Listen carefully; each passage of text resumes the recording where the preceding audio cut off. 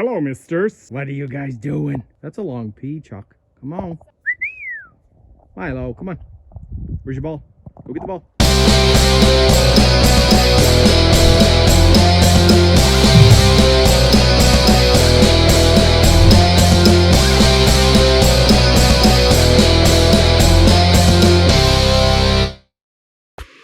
Hello, fellas. It's me, Baghead Billy and Nate, and you are welcoming. Well, no, we are welcoming you back to our channel. Today, we're back to work on the Mustang. Nate is playing around with this trunk, and I am climbing under the car, and I'm gonna show you what I'm gonna do. One sec. So I had originally cut this section out here because I was going with an 18-inch seat, or whatever it is, 18.5, whatever the heck, but I went with the smaller Kirky. So what I'm gonna do now is I'm gonna cut that all out, make it a little bit cleaner, and go from there underneath here where we cut out for the holes for the roll cage.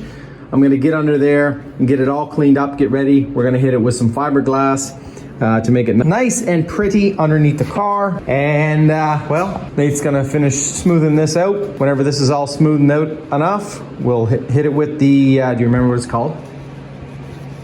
Lizard skin. Yeah, the lizard skin.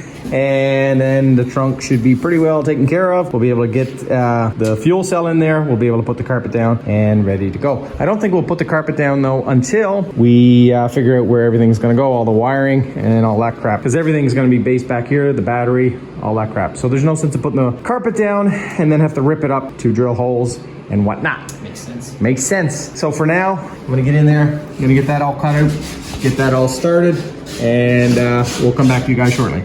Okay, so the hole's cut out. I have a template over there that we traced off that hole, and I'm gonna cut that out now. Once that's cut out, we'll start tacking it in there. All right, the hole is covered. There's a light coat of fiberglass underneath. As you can see here, I'll probably add a little bit of fiberglass, but we're out of resin, so I have to leave that for now, but I'll give it a little scuff, put some fiberglass on there, smooth it out a little bit. Doesn't have to be perfect because I'm gonna put carpet on here. Also did a little bit of grinding under here where we're gonna add some fiberglass where the roll cage went, and I'll make that nice and smooth under there. Make sure everything else is all tacked up and welded underneath that needs to be, because once we're done fiberglassing and spraying and doing all that stuff on there, I don't want to go underneath the car again. Do not want to go underneath the car again. At all. So we have a snowstorm coming tomorrow. Nate and I will get this snowblower up and running, make sure it's running good. So in the morning or whenever we need to, we can get out, start this thing up and blow the driveway. But I think that's it for tonight. Want to say bye to everybody? See you tomorrow. See you tomorrow. It's me. I was the guy wearing the bag earlier in the video. Oh, I have a nice Dunder Mifflin shirt that I like. And yeah, welding upside down, not very fun when you burn yourself on the belly. That's it for tonight, guys. We will be back in the morning. Okay, gang, so I am back. It is the very next day. Hey, that's me in the window. Nathan's not here today. We're getting back to underneath the car. Started tacking everything up under there a little bit better, welding, so I'm gonna get back under there again. But I'm gonna make it a lot easier. I'm gonna get the jack out. I'm gonna jack this son bitch up a little bit higher and get it sitting higher on the jack stands just so I can get under there and easy. Like I said, I wanna make sure everything is completely welded underneath, nice and strong and durable, so we don't have to worry about that stuff again. Once the car is sprayed underneath again, then assembly can start, and that's it. That is it. So bear with me. I'm gonna jack the car up.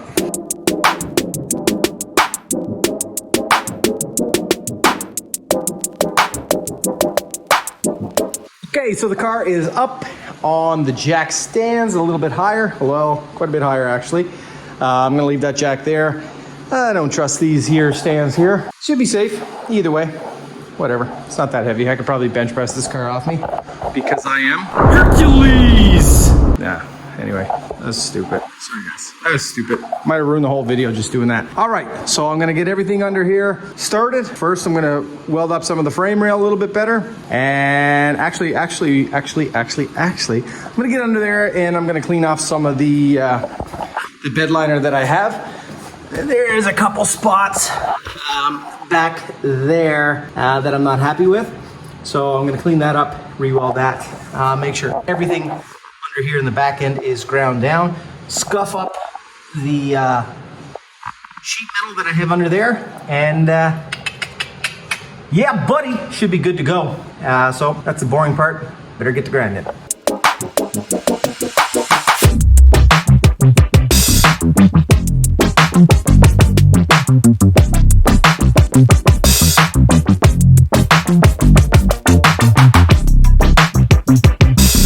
Okay, so as you can see, tacked up a few of those spots, ground them down a little bit.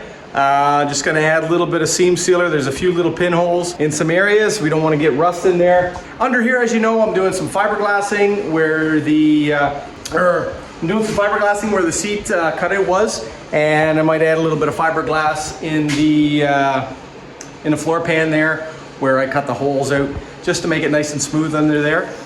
But unfortunately, I am out of resin, so I'll have to pick up resin. And unfortunately, there's not much I can do to this part of the car until I get some resin. However, I am still thinking about doing something to this. Problem is, I need an attachment for my torch because apparently it's not working. It comes from China to Tire.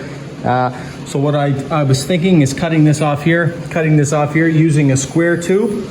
And putting it right kind of on the middle here.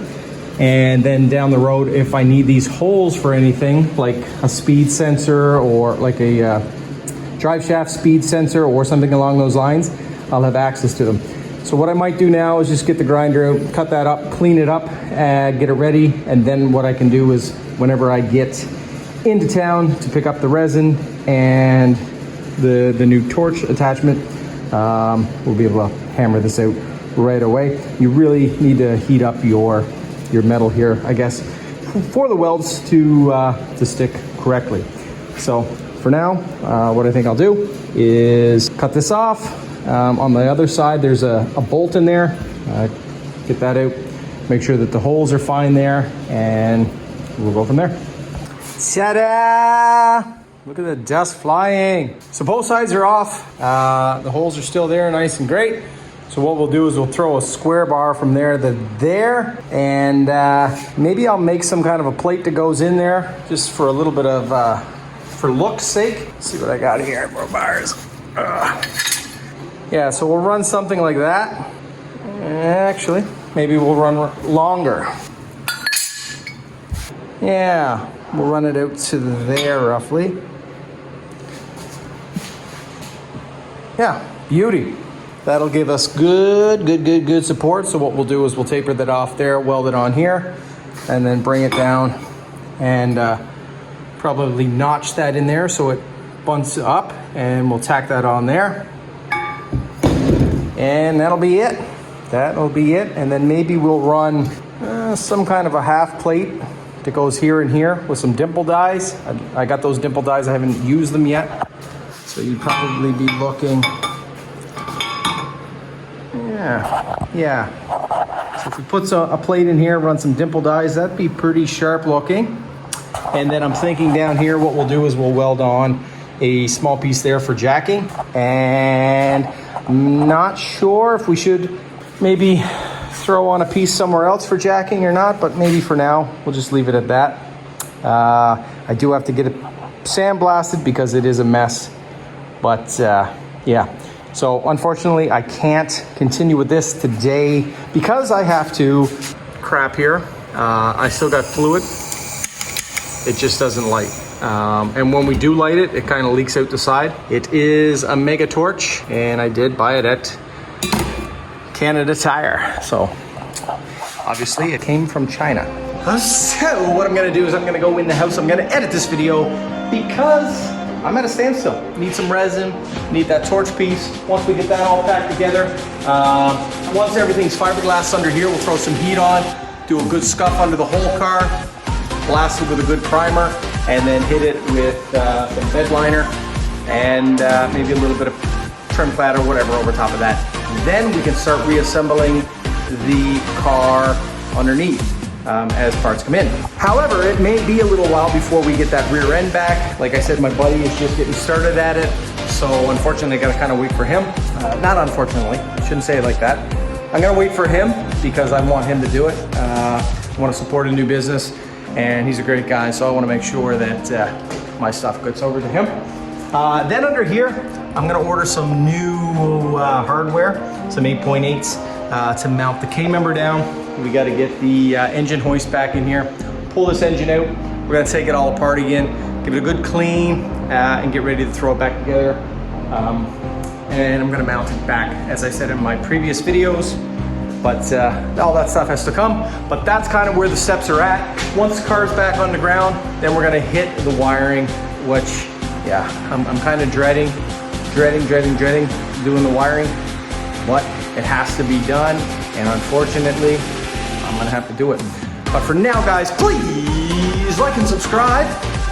Yeah, please like and subscribe. Just click it, just click it. If you don't like the videos, just fast forward them. Help me out, new YouTuber. Also, if you guys have any suggestions, please let me know, because I might be missing something that you guys wanna see.